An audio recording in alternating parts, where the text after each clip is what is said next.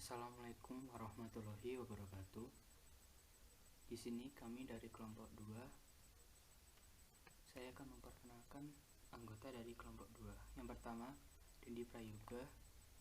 2, Dimas Arya Putra. Ketiga, Edistia Febrika Nur Kafidah Putri.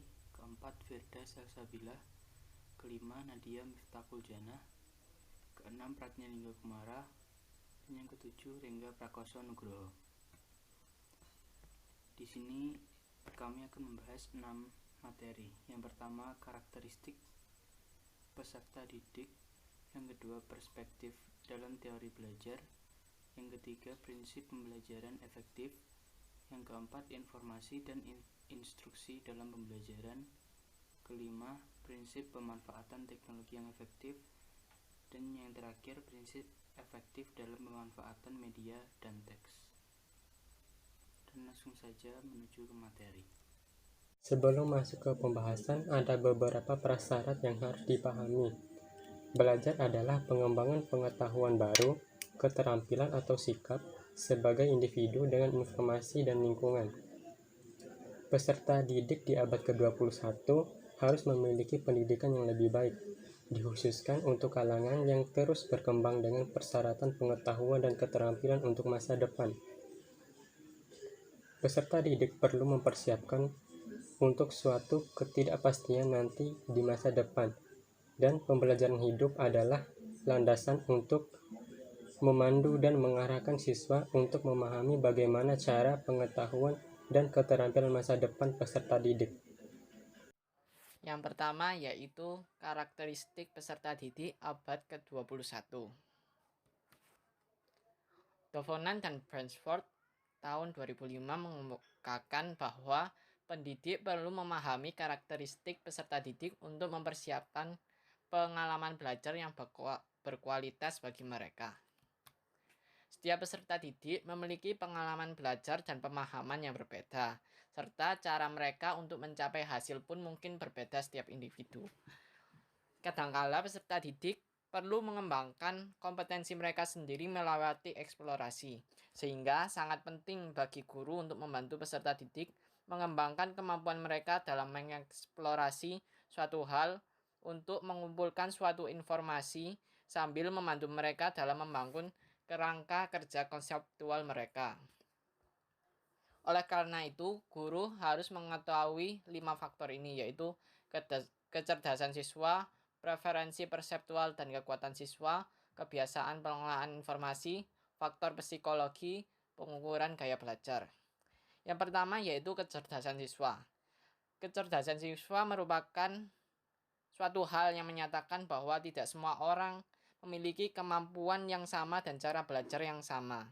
Oleh karena itu, guru harus mengetahui bahwa setiap peserta didik itu memiliki beberapa aspek kecerdasan yang berbeda-beda. Contohnya seperti kemampuan verbal, kemampuan logis atau matematis, yang ketiga kemampuan visual, yang keempat kemampuan auditori atau kemampuan mendengarkan, yang kelima yaitu kemampuan gerak atau kinestetik. Selanjutnya yaitu preferensi perseptual dan kekuatan siswa, yang menjelaskan bahwa siswa memiliki kemampuan yang berbeda-beda seperti kemampuan sensori motorik. Mereka contohnya yaitu kemampuan visual, auditori, kognitif, verbal, dan kinestetik. Menariknya, banyak sekali penelitian yang mengungkapkan bahwa setiap kemampuan kecerdasan siswa ini memiliki beberapa preferensi persepsi yang berbeda, sehingga diperlukan untuk setiap guru mengetahui hal tersebut. Selanjutnya, kebiasaan pengelolaan informasi. Banyak sekali macam-macam siswa yang berbeda saat menerima informasi yang diberikan oleh guru. Oleh karena itu, guru harus mengetahui berbagai macam kemampuan siswa dalam menerima informasi tersebut. Contohnya yaitu yang pertama, pelajar sekuensial konkret, yaitu siswa yang lebih menyukai pengalaman langsung dan disajikan dalam urutan yang logis. Yang kedua yaitu pelajar acak konkret atau trial and error, yaitu siswa yang lebih cepat dalam menemukan dan mencapai kesimpulan dari pengalaman eksplorasi yang mereka lakukan secara langsung. Seperti pembelajaran yang disukainya yaitu seperti permainan, simulasi, dan lain-lain. Yang ketiga yaitu siswa peserta didik berurutan abstrak, yaitu yang sangat mahir dalam memecahkan kode, pesan verbal, atau simbol. Yang keempat yaitu pembelajar acak abstrak, yaitu siswa yang suka mendengar sesuatu dan menarik makna dari presentasi yang disampaikan. Mereka juga suka memperhatikan nada, gaya pembicara, dan pesan yang disampaikan oleh seseorang. Kegiatan pembelajaran yang lebih disukainya yaitu kegiatan pembelajaran yang melibatkan diskusi kelompok, ceramah, dan lain-lain. Selanjutnya yaitu faktor psikologi, yaitu faktor-faktor yang berhubungan dengan mental siswa, sehingga guru harus mengetahui hal tersebut sehingga dapat memberikan atau membuat kegiatan pembelajaran yang lebih baik bagi siswa tersebut. Yang terakhir yaitu pengukuran gaya belajar. Dengan mengetahui hal-hal, kemampuan, kecerdasan, faktor psikologi, dan hal sebagainya, di sini para guru dapat mengukur atau membuat gaya belajar yang tepat bagi siswa tersebut, sehingga individual atau peserta didik dapat mengembangkan potensi mereka dengan baik. Selanjutnya, saya akan menjelaskan mengenai teori belajar. Selama setengah abad terakhir ini, telah terjadi beberapa teori belajar yang dominan. Masing-masing memiliki implikasi untuk pengajaran secara umum dan untuk penggunaan teknologi dan media pada khususnya. Driscoll tahun 2005 membahas teori belajar dan dampaknya terhadap keputusan mengajar secara lebih rinci. Teori belajar sendiri dibagi menjadi beberapa bagian. Yang pertama adalah perspektif behavioris. Pada tahun 1950, B.F. Skinner, seorang psikologi asal Universitas Harvard dan pendukung perspektif perilaku, dan melakukan penelitian ilmiah mengenai perilaku behavioris. B.F. Skinner tertarik pada perilaku yang sukarela, seperti mempelajari suatu keterampilan yang baru. Para kaum behavioris menolak untuk memberikan spekulasi mengenai apa yang terjadi pada saat pembelajaran berlangsung. Para kaum behavioris mengandalkan kegiatan belajar berdasarkan perilaku yang dapat diamati. Hasilnya, mereka dapat menjelaskan tugas dengan cara sederhana. Karena ini, behavioris memiliki batas untuk pengajaran dengan tingkat yang lebih tinggi. Misalnya, para pembelajar dengan perspektif behavioris cenderung enggan menyatakan kesimpulan mengenai bagaimana belajar memproses sebuah informasi. Selanjutnya adalah perspektif kognitif.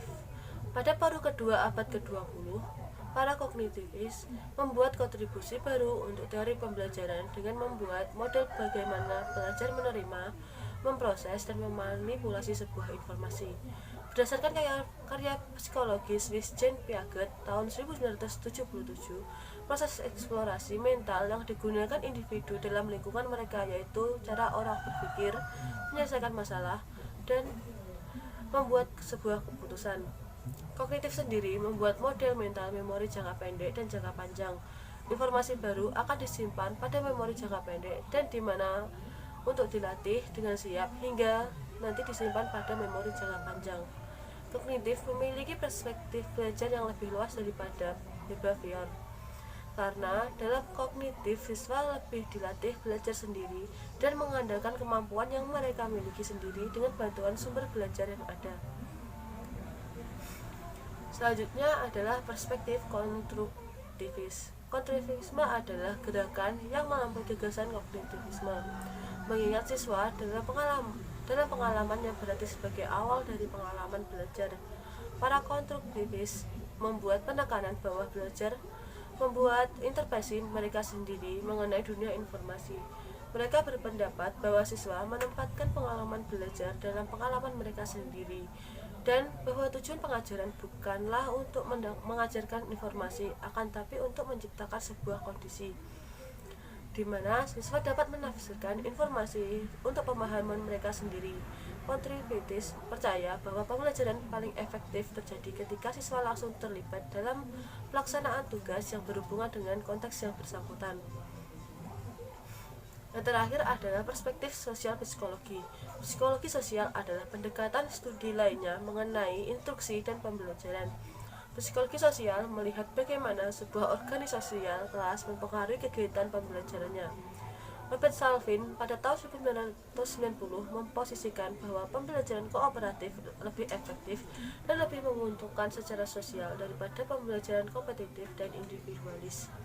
Salvin juga mengembangkan bahwa seperangkat pembelajaran kooperatif teknik yang mewujudkan prinsip-prinsip kolaborasi, kelompok kecil, instruksi yang dikendalikan oleh peserta didik, dan berbasis penghargaan pada presentasi kelompok.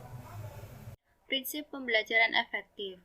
Prinsip pembelajaran efektif dibedakan menjadi 8. Yang pertama, nilai pengetahuan terdahulu.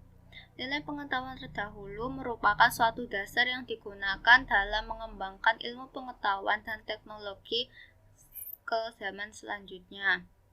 Yang kedua, perbedaan pendapat individu. Masing-masing individu memiliki suatu potensi, kepribadian, maupun karakteristik yang berbeda-beda. Semua hal tersebut dapat digunakan untuk merumuskan suatu penyelesaian dari suatu masalah. Yang ketiga, tujuan negara. Tujuan negara ada dalam pembukaan Undang-Undang Dasar tahun 1945. Untuk tujuan dari pembelajaran sendiri tentu saja harus berdasarkan pada peraturan tersebut. Yang keempat, mengembangkan keterampilan metakognitif. Kemampuan ini meliputi kemampuan evaluasi, pemecahan masalah atau critical thinking yang harus dimiliki oleh peserta didik. Yang kelima, memberikan interaksi sosial. Interaksi sosial sangat berpengaruh terhadap individu. Dengan adanya interaksi sosial, individu menjadi makhluk yang mudah bersosialisasi, mudah menyelesaikan masalah, karena interaksi sosial dapat menimbulkan perilaku gotong royong yang sangat diperlukan oleh setiap individu. Yang keenam, menggabungkan konteks nyata. Maksudnya adalah pembelajaran yang baik seharusnya menjelaskan maupun langsung mempraktekkan teori yang diajarkan ke dalam dunia nyata. Jadi misalnya seperti pembelajaran pada biologi, yaitu tentang gigi, seperti cara merawat gigi. Nah, cara merawat gigi tersebut kita terapkan di dunia nyata, seperti itu. Yang ketujuh, melibatkan siswa dalam praktek yang terkait. Nah, siswa dituntut untuk aktif dalam pembelajaran supaya pembelajaran berjalan sesuai dengan aturan dan memudahkan kedua belah pihak, antara pendidik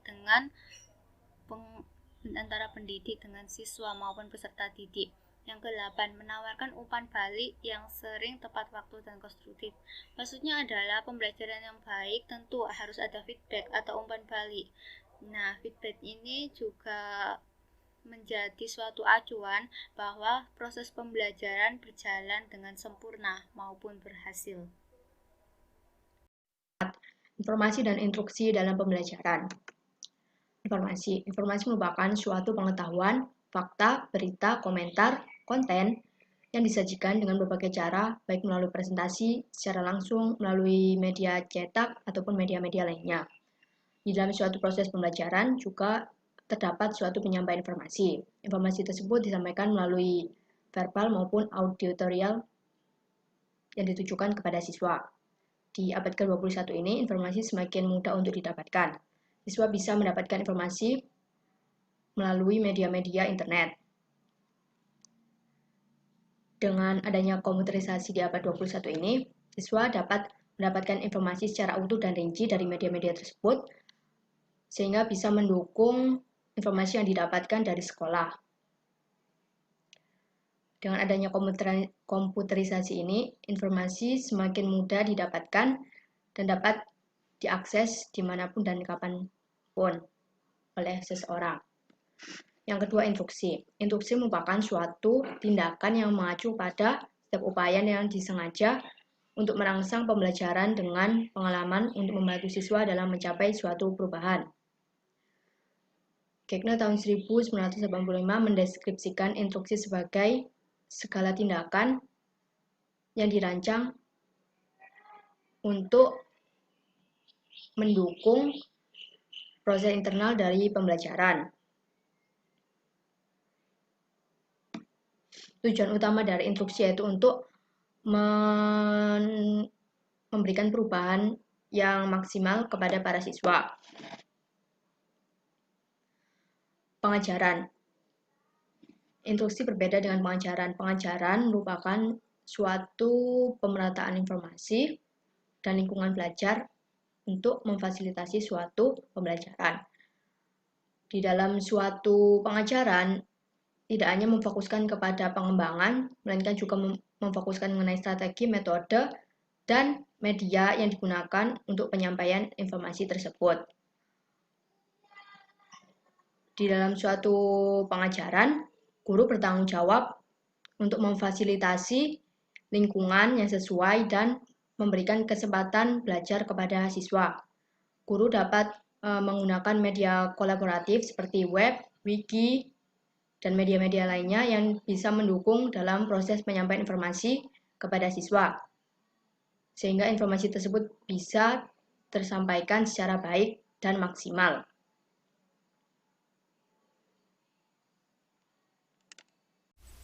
Prinsip pemanfaatan teknologi yang efektif. Standar teknologi pendidikan nasional untuk siswa atau NETS secara spesifik melampaui harapan pengguna teknologi oleh siswa untuk memandu pembelajaran. Dibagi menjadi 6. Yang pertama, kreativitas dan inovasi. Kedua, komunikasi dan kolaborasi. Ketiga, kefasihan riset dan informasi. Keempat, berpikir kritis, memecahkan masalah dan pengambilan keputusan. Kelima, kewarganegaraan digital. Keenam, operasi teknologi dan konsep. Prinsip utilisasi media. Dalam proses belajar, kita membutuhkan berbagai media yang digunakan untuk belajar. Dalam proses penggunaan media, kita sebagai pembelajar maupun pengajar wajib memiliki kemampuan literasi media. Lah, apa itu kemampuan literasi media? Kemampuan literasi media itu dapat diartikan sebagai bagaimana kita memiliki kemampuan untuk mengakses, memahami, dan menganalisis penggunaan serta cara memakai media tersebut. Nah, sebagai pengajar, kita harus bisa mengarahkan bagaimana peserta didik untuk menggunakan media tersebut. Juga bagaimana kita melindungi peserta didik dalam penggunaan media. Seperti contohnya dalam penggunaan media internet. Dalam media internet kan banyak yang seperti informasi hoax atau misinformasi sebagainya. Nah, sebagai seorang pengajar, kita harus bisa mengarahkan bagaimana peserta didik dapat mencari sumber yang sesuai dengan tujuan pembelajaran. Ya, dengan media internet itu tadi. Jadi, tindakan preventif ini wajib dilakukan untuk para pengajar agar anak-anak itu bisa mendapatkan informasi yang sesuai dalam bentuk media apapun. Nah, yang paling penting itu adalah bagaimana kita sebagai pengajar itu memberikan kesempatan eksplorasi terhadap anak-anak atau peserta didik dalam mengeksplor media-media yang ada di sekitarnya. Tetapi kita juga harus ingat dengan tugas kita untuk melindungi anak-anak agar tidak menyalahgunakan media yang akan digunakan. Nah, untuk prinsip utilisasi teks ini adalah hal yang sering ya sering ditemui, terutama teks itu sendiri. Jadi teks itu komponen yang paling umum dalam setiap proses pembelajaran. Contohnya seperti buku teks atau poster dan sebagainya. Pasti itu ada yang namanya teks yang akan dibaca oleh anak-anak. Nah, untuk kelebihannya sendiri itu dari teks itu adalah ketersediaan, fleksibel, portable, mudah digunakan, dan ekonomis. Tetapi juga ada limitasi dalam penggunaan teks, yaitu kita harus memperhatikan kemampuan baca, memori, penggunaan kosakata, dan sifatnya itu satu arah, terpaku pada kurikulum, dan seringkali dinilai hanya secara sepintas, enggak seluruhnya. Nah, dalam proses mendesain sebuah media yang menggunakan teks itu juga harus ada aturan yang dipakai atau sebuah pedoman. Yang paling sering terlihat atau yang paling sering digunakan itu pemilihan bentuk font, latar belakang atau pola, lalu tatanan atau layout, dan yang terakhir itu proses cek dan validasi. Yang paling terakhir itu adalah evaluasi. Setelah kita mendesain sebuah media yang menggunakan teks, kita harus juga mengevaluasi bagaimana performa media tersebut. Bisa membantu anak-anak dalam proses mengajar atau tidak. Nah, kalau ada yang kurang atau ya dapat direvisi, maka kita bisa membuat media teks yang sebelumnya itu menjadi lebih baik. Oke, terima kasih telah mendengarkan presentasi dari kelompok 1. Kami undur diri, mohon maaf jika ada kesalahan kata dan lain-lain. Terima kasih. Yeay.